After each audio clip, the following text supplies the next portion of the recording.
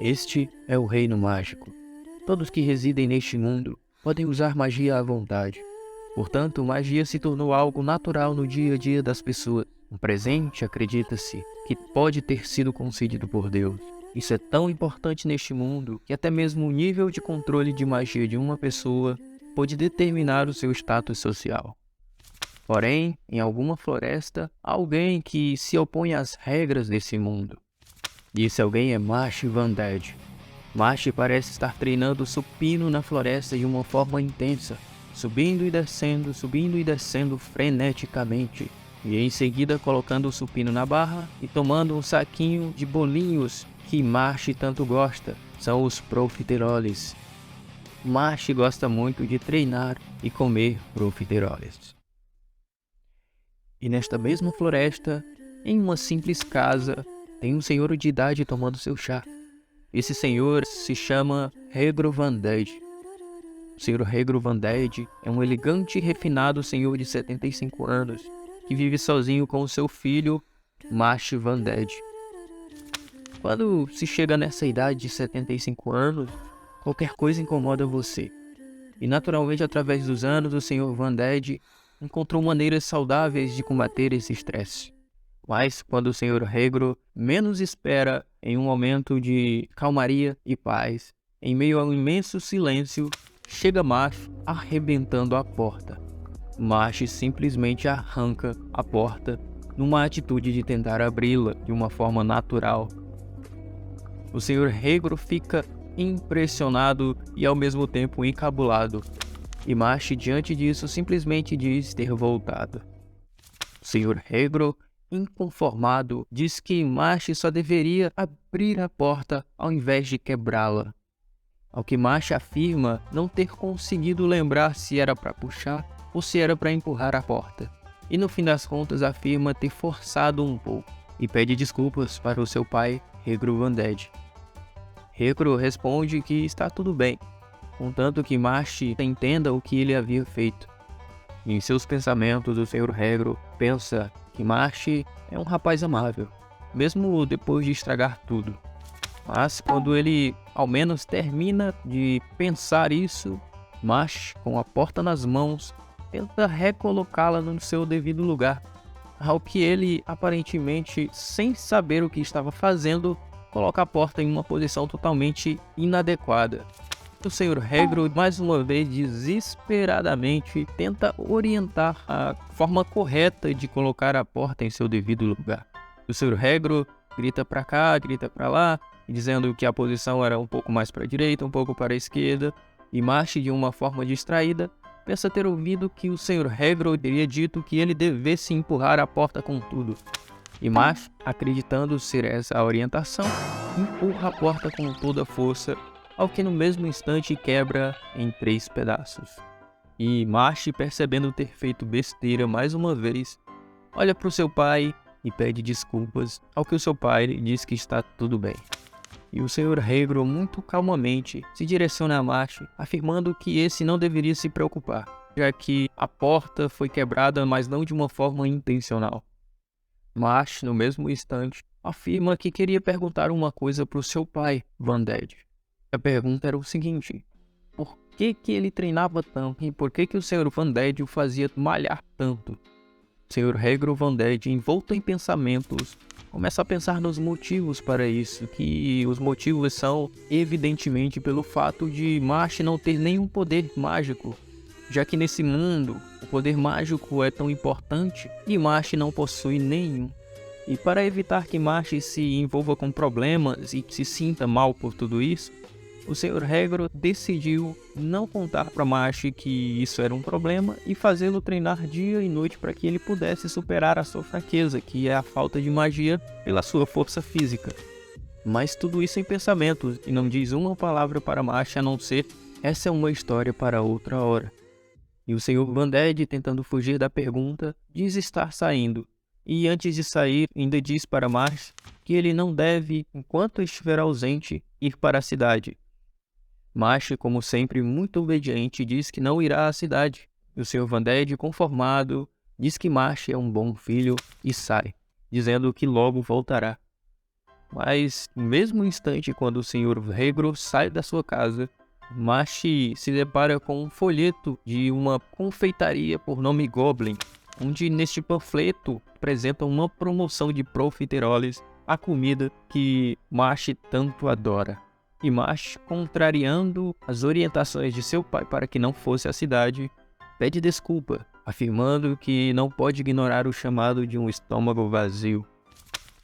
Já na cidade, Mashi se depara com um grande fluxo de pessoas, e no meio dessas pessoas Mashi se encontra encapuzado, e lembra-se que já havia passado muito tempo desde a última vez que ele havia ido até a cidade.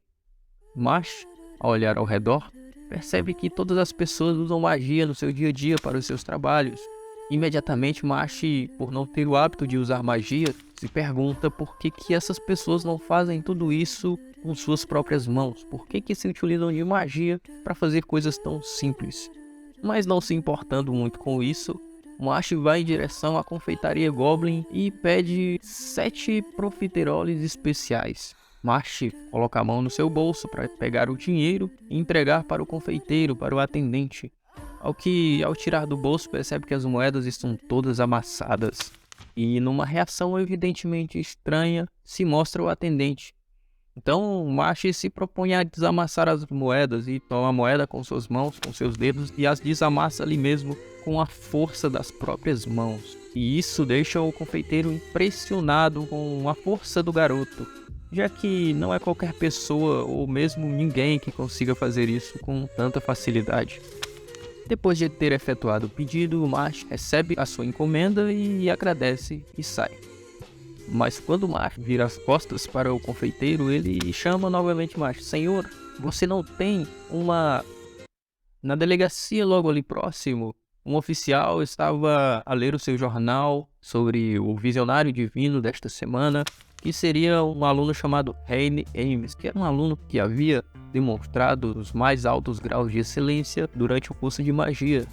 E esse oficial, com um cigarro na boca, começa a falar que deve ser muito bom possuir um talento desse nível, já que os pobres desgraçados desse mundo estão em toda parte, assim como ele. Ao lado deste oficial, há um homem acorrentado e pedindo por favor para que seja solto, já que não havia praticado um crime tão grave assim. Ao que o oficial, simplesmente ignorando, diz que o prisioneiro deve estar louco, e afirmando que são crimes triviais e simples como o que ele praticou, que fazem o oficial trabalhar tanto no seu dia a dia. E com um olhar sombrio olha para o prisioneiro, dizendo que ele vai ficar desse jeito até aprender a nunca mais causar problemas para ninguém. No mesmo instante, um telefone toca e o oficial atende, dizendo que está ocupado, e a pessoa no telefone diz que aparentemente há alguém na cidade que não tem nenhuma marca no rosto, ou seja, a marca que identifica os seres mágicos, aqueles que praticam magia. E logo a cena volta para Mashi na cidade e com seu saquinho de profiteroles em uma mão, enquanto segura o profiteroles da outra e o come de uma forma despreocupada. E se perguntando por que as pessoas estavam com tanta raiva dele, já que ele não tinha feito nada demais. Ele só havia ido à cidade para comprar os seus profiteroles. Despreocupadamente, Mashi continua a caminhar e, sem se atentar muito ao seu percurso, ele acaba se colidindo com uma pessoa que estava logo ali. Mashi pede desculpa, mas a pessoa que estava logo ali era um oficial de polícia que estava com uma garrafa de bebida nas mãos e demonstrava estar bastante alterado.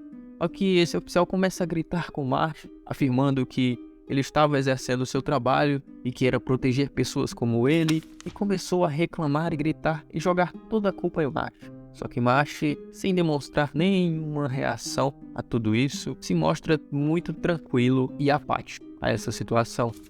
Mashi, com seu bolinho na mão, continua a comê-lo e até oferece um pedaço para o oficial. O oficial, então, pensa que Mashi deve estar zombando da cara dele, então desce a mão, o tapa no bolinho e joga longe. Depois disso, o oficial começa a bater no peito e dizer que esse uniforme deve ser respeitado e que Mashi deveria respeitá-lo. Mas Mashi, numa atitude impensável, toma-lhe a roupa do oficial a partir da gola e a rasga até abaixo. E numa reação ainda despreocupada, Ele pede desculpas e diz que vai lavar as roupas do senhor oficial. O oficial, já nu no meio da rua, se questiona por que ele iria destruir as roupas para então lavá-las. E percebemos que é uma atitude totalmente coerente diante da situação de Marsh. Já que Marsh tinha boas intenções, mas tinha feito algo errado. Só que Marsh não entendia nada disso. Marsh parece ser um rapaz bastante despreocupado e que não pensa muito antes de agir. Diante de tudo isso, ainda com Marsh e o oficial de polícia já nu no meio da rua, chega Brad Coleman. Brad Coleman, que é o oficial de mais alta patente da polícia, chega perguntando para o policial se tem algum problema acontecendo ali. Brad é o mesmo oficial que recebeu a ligação anterior de alguém reclamando de um jovem que não tinha a marca identificadora dos mágicos no rosto. Brad Coleman acha muito estranho o fato de o garoto estar ali se empanturrando de profiteroles despreocupadamente sem pensar no amanhã. Mas antes mesmo de o oficial Brad direcionar a palavra para Mesh, o pai de Mesh chega numa atitude desesperada e toma-lhe Mesh nos ombros e sai correndo com ele no mesmo instante. O oficial, não reagindo à situação ou indo atrás de Marsh e seu pai, afirma ter encontrado uma grande oportunidade de se destacar, que é encontrar Marsh. Esse oficial se vê numa situação oportunista de conseguir ganhar um status social maior diante desse fato, que é Marsh.